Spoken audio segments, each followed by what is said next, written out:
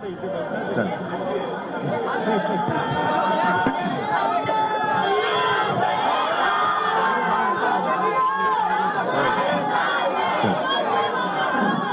सर्व शिवसैनिक बांधवांनो, भगिनी आणि मातांनो, ही माझी केवळ शाखा भेट आहे आणि शाखा म्हणजे तुम्ही सगळे असं म्हणा पाहिजे तर ही माझी कौटुंबिक भेट आहे. नुसतं शाखा भेटीसाठी आलो तर एवढी गर्दी आली, जाहीर सभेला किती होईल? अर्थात आपण दसऱ्याला शिवाजी पार्कला भेटणारच आहोत, त्यावेळेला जे बोलायचं ते मी बोलणारच आहे. पण खास करून मी या शाखेत भेट द्यायला आलो, असं काही नाही की वेगळं काहीतरी घडतंय. यापूर्वी सुद्धा शाखांना मी भेटी दिल्यात आणि या नंतर सुद्धा शाखांना भेटी मी देणार आहेच. याचं कारण अनेक वेळेला शाखा प्रमुख असो, इतर पदाधिकारी हे मातोश्रीला येत असतात, मला भेटत असतात. पण कुटुंबातल्या सर्वांना भेटायचं असेल तर मला माझ्या या घरी यावं लागतं.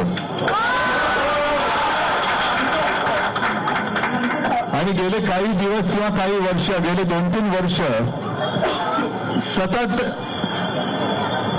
प्रसार माध्यमातून येते की इकडे शिवसेनेला धक्का, तिकडे शिवसेनेला धक्का. म्हटलं एकदा जाऊनच बघू किती धक्के बसले. असे धक्के देणारे अनेक जण आले आणि अनेक जण गेले, पण शिवसेनेला कुठेही काही, कदाचित थोडा धक्का बसला असेल पण धोका झालेला नाहीये. अनेकांनी अनेक प्रयत्न केले, धोके देण्याचे प्रयत्न यानंतर सुद्धा होतील. पण जोपर्यंत तुमची तटबंदी मजबूत आहे तोपर्यंत धक्का आणि धोके देणाऱ्यांची डोकी फुटतील, पण शिवसेना फुटणार नाही. शिवसेनेचा येत्या आठवड्यामध्ये विघ्नार्थाचं आगमन होतंय.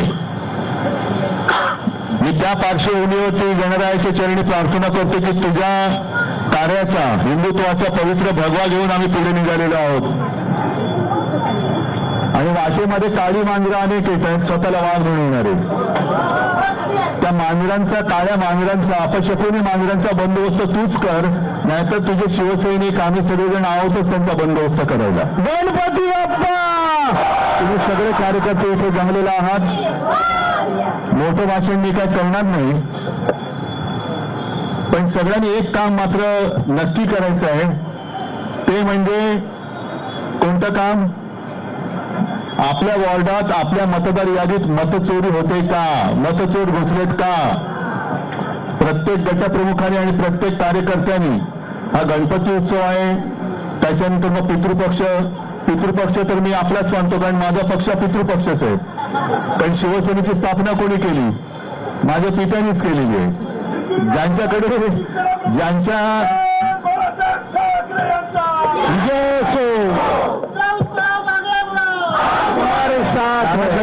आगापीच्या नाही, त्यांना सगळ्या चोऱ्या कराव्या लागतात. पण अगदी पितृपक्ष असो, त्याच्यानंतर नवरात्र सुरू होईल, मग म्हणता म्हणता निवडणूक येईल. म्हणून आजपासूनच उत्सव जरी असला तरी मतदार याद्यांची तपासणी सुरू करा.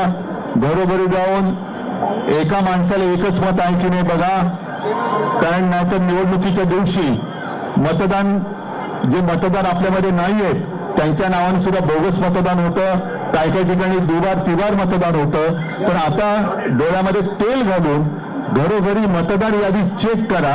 आणि मतचोरी जी गेल्या निवडणुकीत झाली, लोकसभेनंतर विधानसभेत जवळपास 40-42 लाख मतदार आपल्या महाराष्ट्रात वाढवले गेले, घुसवले गेले. हे घुसलेले कोण आहेत ते बघा आणि त्यांना मतदान करू देऊ नका. पाऊस पण पडतोय, येत्या निवडणुकीत मतांचा पाऊस आपल्या बाजूने कसा पडेल ते बघा. सगळ्यांना शुभेच्छा देतो. जय हिंद, जय महाराष्ट्र. आवाज कुणाचा?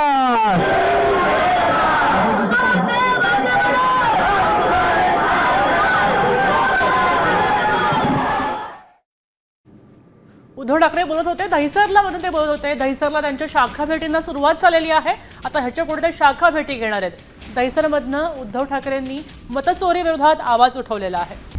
आता isakal.com आहे देशातील नंबर 1 ची मराठी न्यूज वेबसाईट. प्रत्येक अपडेटसाठी isakal.com ला नक्की भेट द्या.